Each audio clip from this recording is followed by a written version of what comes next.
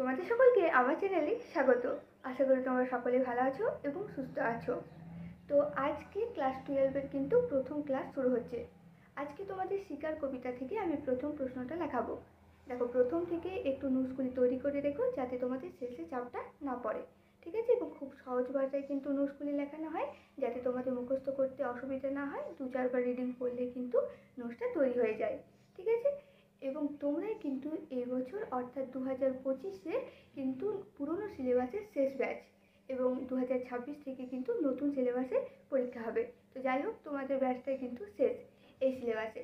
এবং নতুন সিলেবাসের যারা আছে, তোমাদের যদি কোনো বন্ধু বান্ধবী বা তোমাদের যদি ফ্রেন্ড থাকে তাদের সাথে প্লিজ একটু ভিডিওগুলো শেয়ার করো যাতে তারাও কিন্তু নতুন জিনিসগুলো জানতে পারে, ঠিক আছে? এবং তোমাদের যদি কোথাও কোনো অসুবিধা থেকে থাকে নোটস দিতে, তাহলে অবশ্যই কিন্তু কমেন্ট করে আমাকে জানিও, ঠিক আছে? এবং অনেক পুরনো নোটস আগের বছরও লাগানো হয়েছে, এবছর ঠিক সেরকমভাবেই চলবে। কোনো অসুবিধা হলে অবশ্যই কিন্তু কমেন্ট করো। তো চলো আজকের নোটসটি দেখে নেওয়া যাক। তো আজকের প্রশ্নটি হলো, আগুন জ্বলল আবার। আবার শব্দটি ব্যবহারের তাৎপর্য কী? আবার আগুন জ্বলল কেন? এই ঘটনা কিসের ইঙ্গিত দেয়? কোয়েশ্চেনটি কিন্তু ভীষণ ইম্পর্টেন্ট, ভালো করে কিন্তু 2-4 বার রিডিং পড়বে, তাহলে কিন্তু হয়ে যাবে। এবং শেষে কমেন্ট করে জানিও যে তোমাদের নোটসটি কেমন লেগেছে। দেখো, প্রথমে পয়েন্ট করবে আবার শব্দটির তাৎপর্য, নিচে আন্ডারলাইন করবে, ব্ল্যাক পেনে করবে অবশ্যই। উত্তরে কী লিখবে?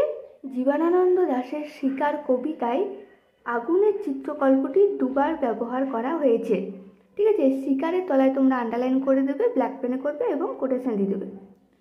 প্রথমবার দেশওয়ালিরা হিমের রাতে শরীর গরম, বা তোমরা এখানে উমো লিখতে পারো, ঠিক আছে? শরীর গরম রাখার জন্য আগুন জ্বেলেছিল। কিন্তু কবিতায় আরও একবার আগুন জ্বালানো হয়েছিল হরিণের মাংস তৈরির জন্য। এই 2 প্রকার আগুনের বিভেদ বোঝাতে আবার শব্দটি ব্যবহার করা হয়েছে। অর্থাৎ প্রথমে আগুন জ্বালানো হয়েছিল দেশওয়ালিরা শরীরকে গরম রাখার জন্য, ঠিক আছে? এবং দ্বিতীয়বার যখন আগুন জ্বলেছিল তখন কিন্তু উষ্ণ লাল হরিণের মাংস তৈরি হয়ে এসেছিল, ঠিক আছে? তোমরা কবিতাটা দেখবে, রিডিং পড়বে, তাহলে সেখানে কিন্তু লেখা আছে। এরপর দেখো, আগুন জ্বালানোর কারণ। এখানে আগুন জ্বালানোর কারণও কিন্তু নিচে আন্ডারলাইন করবে ব্ল্যাক পেনে। উত্তরে কি লিখবে? যে আলোচ্য কবিতার শেষ অংশে জানা যায় কয়েকজন বন্দুকধারী মানুষ অরণ্যে গিয়েছিল শিকারের সন্ধানে। অন্যদিকে শীতের ভোরের আলোয় মৃত্যু ভয় কাটিয়ে সুন্দর বাদামি হরিণ মাঠে নেমে আসে।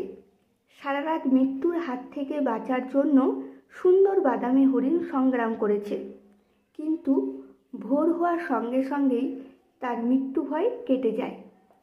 হরিণটি ভয়মুক্ত হয়ে যখন সবুজ সুগন্ধি ঘাস ছিঁড়ে খাচ্ছিল, তখন ক্লান্ত শরীরটাকে সতেজ করার জন্য হরিণটি নদীর তীক্ষ্ণ শীতল জলে নামিয়ে দেয়, অর্থাৎ নিজের শরীরকে, যাতে একটু সে সতেজ হয়। নতুন স্বপ্নে বিভোর হরিণটি নিজের রূপের দ্বারা হরিণীর পর হরিণীকে চমক লাগাতে চেয়েছিল। এরূপ স্বপ্নে বাদামি হরিণটি যখন বিভোর হয়ে পড়ে, ঠিক সেই মুহূর্তে শিকারীদের ছোড়া গুলিতে তার সমস্ত স্বপ্নের অবসান ঘটে। কবির কথায়, এখানে তোমরা কবিতার লাইনটা লিখবে যে একটা অদ্ভুত শব্দ, ব্ল্যাক পেনে করবে, ঠিক আছে? নদীর জল মচকা ফুলের পাপড়ির মতো লাল। আগুন জ্বলল আবার। উষ্ণ লাল হরিণের মাংস তৈরি হয়ে এলো। প্রথমেই বললাম যে দ্বিতীয়বার আগুনটা জ্বালানো হয়েছিল উষ্ণ লাল হরিণের মাংস তৈরির জন্য, ঠিক আছে? এরপরে দেখো, অর্থাৎ মাংসলোভী শিকারীর দল নিজেদের ভোগ বাসনা পূরণের জন্য পুনরায় আগুন জ্বালায়, যাদের উদ্দেশ্য ছিল হরিণের মাংস তৈরি করে রসনা তৃপ্তি করা, ঠিক আছে? এরপরের পয়েন্ট হলো ঘটনার ইঙ্গিত। কি লিখবে?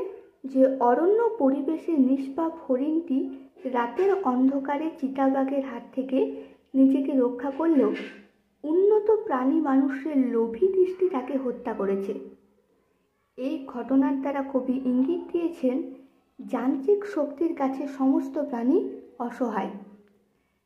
লোভী মানুষেরা নিজেদের স্বার্থ ও লোভ লালসা পূরণের জন্য যন্ত্র শক্তিকে ব্যবহার করে। ক্ষমতালোভী মানুষেরা নিজেদের বাসনা চরিতার্থ করার জন্য মানুষকে মেরে ফেলতে বিন্দুমাত্র দ্বিধাবোধ করে না। তাদের লোভের আগুনে পুড়ে ছাই হয়ে যায় কত নিষ্পাপ প্রাণ, কত নির্মল স্বপ্ন।